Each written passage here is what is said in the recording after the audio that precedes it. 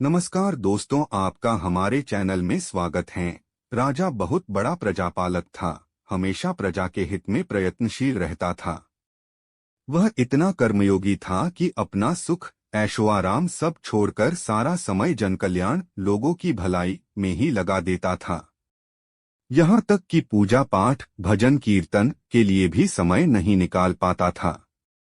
एक सुबह राजा वन की तरफ भ्रमण घूमने के लिए करने के लिए जा रहा था कि उसे एक देव के दर्शन हुए। राजा ने देव को प्रणाम करते हुए उनका अभिनंदन किया और देव के हाथों में एक लंबी चौड़ी पुस्तक देखकर उनसे पूछा, महाराज, आपके हाथ में यह क्या है? देव बोले, राजन, यह हमारा बही खाता है, जिसमें सभी भजन करने वालों के नाम हैं। राजा ने निराशायुक्त भाव से कहा, कृपया देखिए तो इस किताब में कहीं मेरा नाम भी है या नहीं। देव महाराज किताब का एक एक पृष्ठ उलटने लगे, परंतु राजा का नाम कहीं भी नजर नहीं आया। राजा ने देव को चिंतित देखकर कहा, महाराज, आप चिंतित ना हो, आपके ढूंढने में कोई भी कमी नहीं है। वास्तव में ये मेरा दुर्भाग्य है कि मैं भजन कीर्तन के लिए समय नहीं निकाल पाता और इसीलिए मेरा नाम यहाँ नहीं है। उस दिन राजा के मन में आत्मग्लानि उत्पन्न हुई, लेकिन इसके बावजूद उन्होंने इसे नजरअंदाज कर दिया और पुनः परोपकार की भावना लिए दूसरों की सेवा करने में लग गए।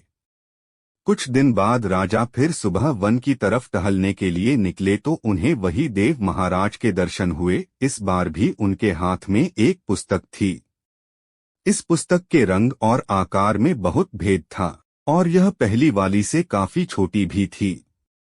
राजा ने फिर उन्हें प्रणाम करते हुए पूछा, महाराज, आज कौन सा बही खाता आपने हाथों में लिया हुआ है? देव ने कहा, राजन, आज के बही खाते में उन लोगों का नाम लिखा है जो ईश्वर को सबसे अधिक प्रिय हैं। राजा ने कहा, कितने भाग्यशाली होंगे वे लोग। निश्चित ही वे दिन रात भगवत भजन में लीन रहते होंगे। क्या इस पुस्तक में कोई मेरे राज्य का भी नागरिक है? देव महाराज ने बही खाता खोला और ये क्या, पहले पन्ने पर पहला नाम राजा का ही था। राजा ने आश्चर्यचकित होकर पूछा, महाराज, मेरा नाम इसमें कैसे लिखा हुआ है? मैं तो मंदिर भी कभी कभार ही जाता हूँ। देव ने कहा, राजन, इसमें आश्चर्य की क्या बात है?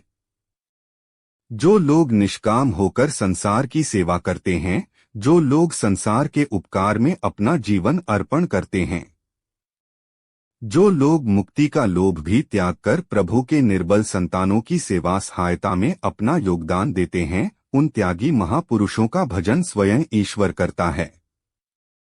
ए राजन, तू मत पछता कि तू पूजा पाठ नहीं करता, लोगों की सेवा कर, तू असल में भगवान की ही पूजा करता है। परोपकार और निःस्वार्थ लोक सेवा किसी भी उपासना से बढ़कर हैं।